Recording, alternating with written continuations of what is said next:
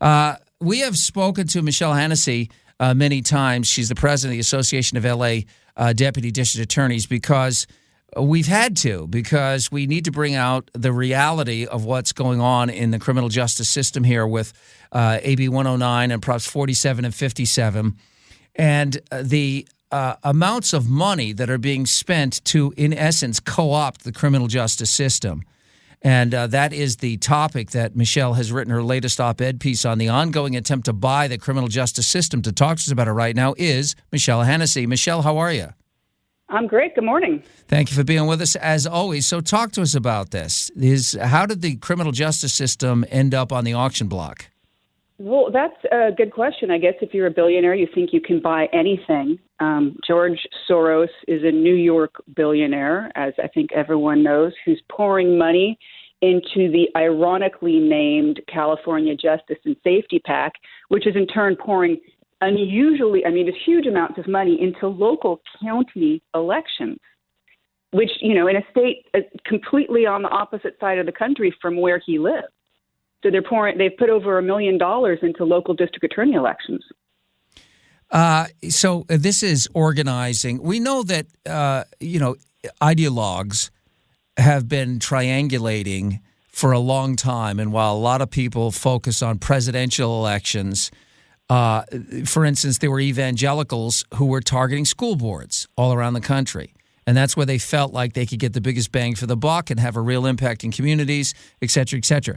And George Soros, for instance, is putting tons of dough into these races, both in San Diego County and up in the Bay Area, et cetera. And, you wouldn't normally, that's not going to get a lot of attention in the national media, but can have a huge impact in how the criminal justice system plays out locally. So let's talk about how much money specifically. Did we lose Michele? I think we did. I think she's maybe calling in on another line. Okay. I don't think she was speechless. I think her phone was. Yeah. Well, I have been known. She's calling in on another line. I have been known to talk people to death. It's like radio silence. There she is. Okay, we got her there. It's not you guys. Well, it often is, so that's why I wouldn't have been surprised if it was. So I was before we lost the connection, Michele, we're talking about the amounts of money that George Soros specifically is putting into San Diego and into the Bay Area, as reported by the Times of San Diego and the San Francisco Chronicle.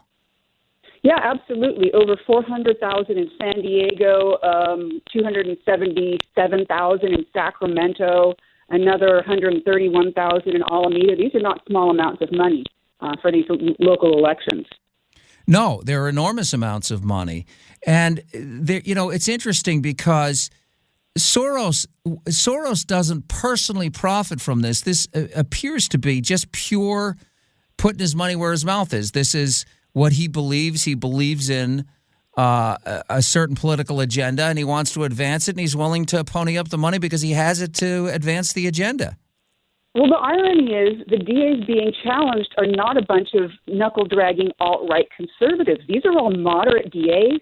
All of these offices have progressive diversion programs to reduce incarceration. They all have juvenile rehabilitation, mental health court, veterans court, neighborhood court. In fact, ironically, Anne Marie Schubert is one of only 2 gay DAs in the state, and the Soros person who is being supported against her is a white male prosecutor from a wealthy Sacramento family. So, but he obviously must be farther to the left because that's where George Soros wants the country to go. We did it again. We lost her again. Wow. Oh, wait, here she is. Hey, we got her back. Bueller? This is, we've had endless amounts of discussion in ink and on the airwaves about, for instance, the Koch brothers and the influence that they have on the right. Although the Koch brothers are often misrepresented because in addition to supporting political causes, they are also largely libertarian on social issues and big patrons of the arts and hospitals. George Soros has been funding, and of course, there are people on the right who are almost paranoid about him. They think that he's behind everything that goes the other way. but he is very, very active with his checkbook. He's not sitting on the sidelines. Michelle's back with us, I believe, right? Yes, we're having phone trouble today.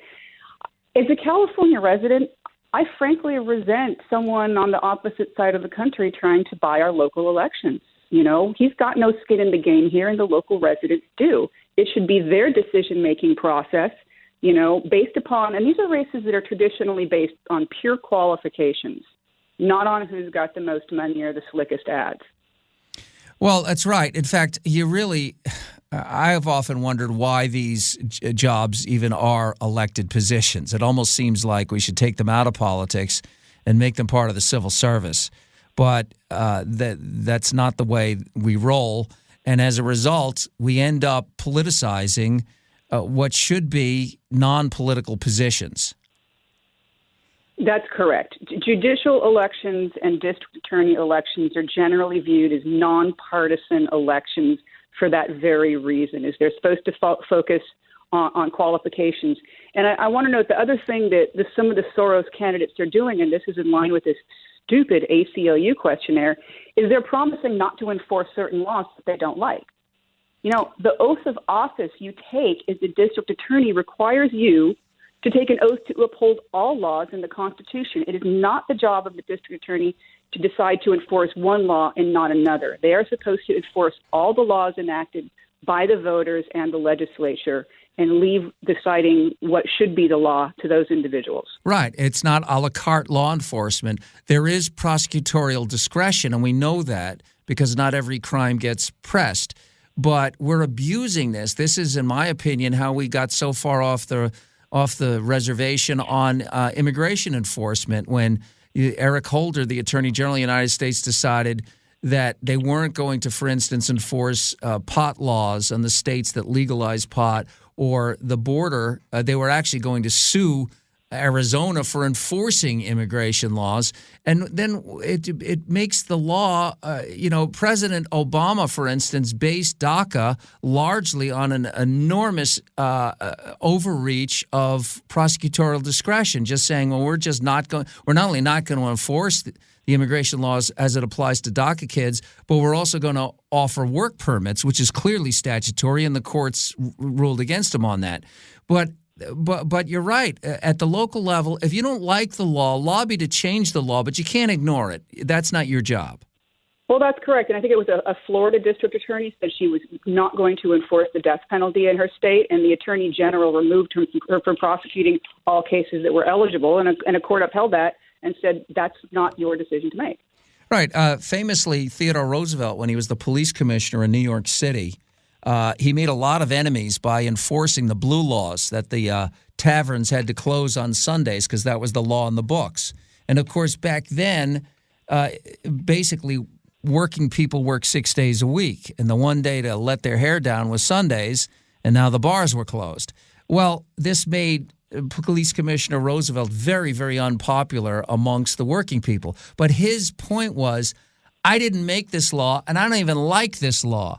But it's not up to me to change it by not enforcing it, because that just leads to contempt for all law. You know, the quickest way, by the way, to get rid of an unpopular law is to enforce it. If the law is not in sync with the people, enforce it, and trust me, they'll ask to have it repealed. I think you're absolutely right, and it's well within the discretion of a DA to lobby for a change in a law if they feel it's not working properly, but it's not their decision not to enforce it. Michelle, as always, thank you so much for coming on. President of the Association of Los Angeles Deputy District Attorneys, LAADDA.org is the website. LA, Association of Deputy District Attorneys, so it's LAADDA.org. Michele Hanisee, appreciate you being with us.